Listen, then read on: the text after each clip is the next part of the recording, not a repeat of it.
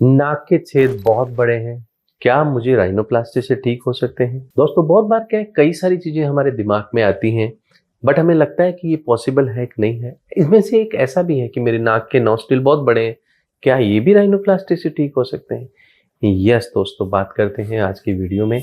बहुत बार क्या होता है कि जो हमारा नॉस्ट्रिल है वो बहुत बड़े होते हैं। उसके दो तीन कारण होते हैं। एक तो क्या होता है कि कई बार हो सकता है बाय बर्थ ही आपके नोज के होल बड़े हों। ये दोस्तों यूजुअली होता है जो अफ्रीकन पेशेंट्स होते हैं, जिसको हम एथेनिक वेरिएशंस हमारे नोज का बोलते हैं। बहुत बार क्या होता है कि दोस्तों आपका नाक का जो है वो अपलिफ्ट नहीं है, प्रोजेक्शन नहीं है, तो जब ये पार्ट नीचे आता है तो ये काफी वाइड दिखते हैं। ये भी एक रीजन होता है। कई बार जो हमारे नाक का जो ये नीचे का जो पार्ट है, जो सपोर्ट है, प्रीमैक्सिला है, वो डेवलप नहीं होता, जिसको हम बाइंडर सिंड्रोम्स बोलते हैं।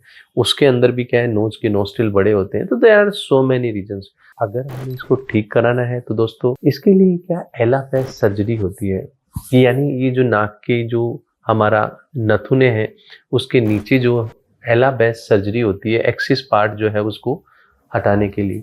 लेकिन उसके लिए दोस्तों बहुत सारी चीजें होती हैं जो पेशेंट को भी समझ नहीं होती हैं और वो डॉक्टर को भी समझ नहीं होती है। इसमें क्या होता है दोस्तों कि सबसे पहले तो राइनोप्लास्टी जब हम सर्जरी करते हैं तो नोज का प्रोजेक्शन किया जाता है कि जितना नोज का अपलिफ्ट होना चाहिए वो पहले अपलिफ्ट किया जाता है। अपलिफ्ट के बाद ये देखा जाता है कि मेरा, क्योंकि ओबियसली अगर नीचे है और इसको अपलिफ्ट करते हैं तो ये काफी सेफ ऑटोमेटिकली ठीक हो जाती है। सपोज उसके बाद में भी जो है ये हमारी सेप ठीक नहीं होती है, तो फिर उसमें ये देखा जाता है कि मेरे नथुने एक्स्ट्रा ये है, फ्लारिंग जिसको हम बोलते हैं, तो उसके लिए एलाबेस सर्जरी होती है।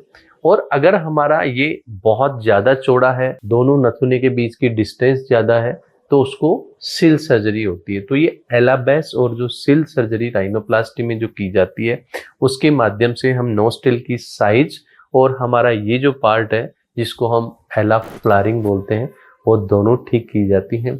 यस, इसमें क्या होता है कि हल्का सा जो है स्कार आने के चांसेस रहते हैं, बट अगर फाइन सूचर किया जाए, पेशेंट की टेंडेंसी ऐसी नहीं हो, तो इतना स्कार नहीं आता।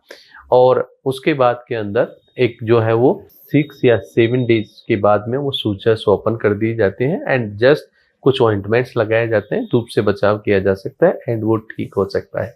Thank you.